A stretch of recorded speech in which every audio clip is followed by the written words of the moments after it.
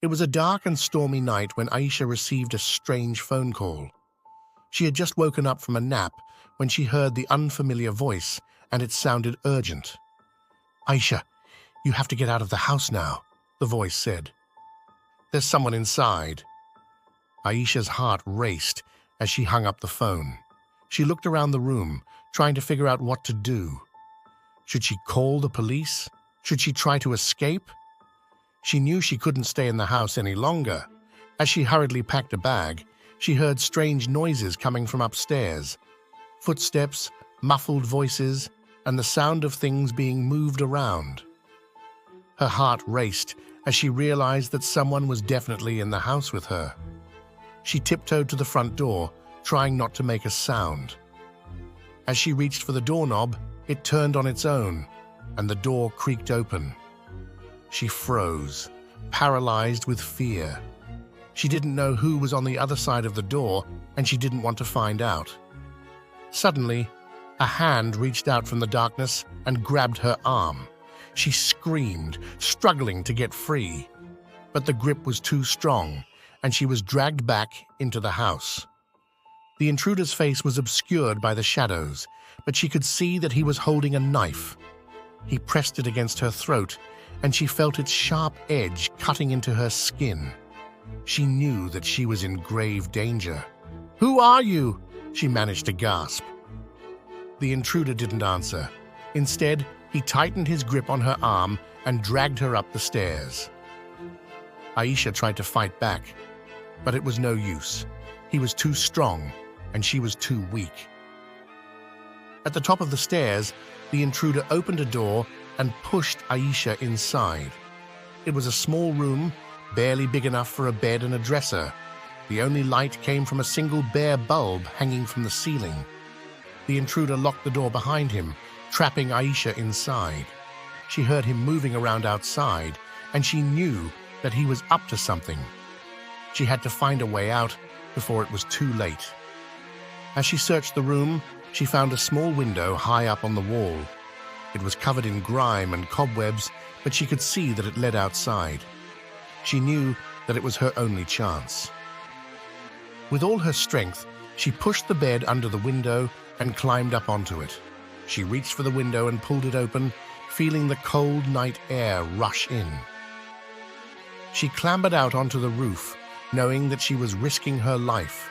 She slid down the roof and landed on the ground below, feeling a sharp pain in her ankle as she did so. She limped away from the house as quickly as she could, hoping that the intruder wouldn't follow her.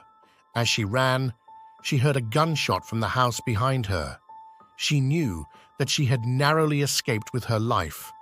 She didn't know who the intruder was or why he had targeted her, but she knew that she would never forget that terrifying night. Days went by, and the police were unable to catch the intruder. Aisha couldn't shake the feeling that she knew the person who had broken into her home. She thought about everyone she knew and tried to piece together any clues that would help her solve this mystery. One day, she received a phone call from an old friend named Malik. They had known each other for years, but hadn't spoken in a while. As they caught up, Aisha couldn't help but feel that something was off. Malik was being evasive and jumpy for no reason. He kept changing the subject every time Aisha brought up the break-in. Aisha couldn't shake the feeling that Malik might be the intruder. She started doing her own investigation and found out that Malik had been struggling with financial problems for some time. Aisha also remembered that he had been acting strangely around her once he found out she would be staying at her parents' home for a while, always asking her about her security measures and when she would be at the house. Aisha decided she was going to confront Malik about her suspicions. She invited him over to ask him directly. What he didn't know was that she was definitely not alone. Malik denied it at first, of course, but when Aisha pressed him, he broke down and admitted that he had broken into the house. He apologized profusely, crying and barely able to speak. He told her about the trouble he had gotten into by gambling and borrowing from shady characters, trying to fix the mess he made. He was desperate for money and asked her to lend him for over $45,000.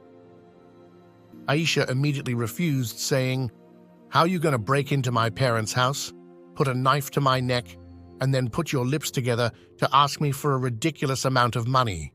You got me all the way fucked up. Get out." At this point, Malik was beyond angry and lunged towards Aisha, which is when her secret guests came forward, the Po-Po. Malik was immediately arrested and taken away, and thanks to the recording of their earlier conversation, there was little doubt that he would be convicted of the crimes he had admitted to. Aisha was shocked and hurt by Malik's betrayal because they had been friends since elementary school. She had trusted him, and he had violated her in the worst way possible.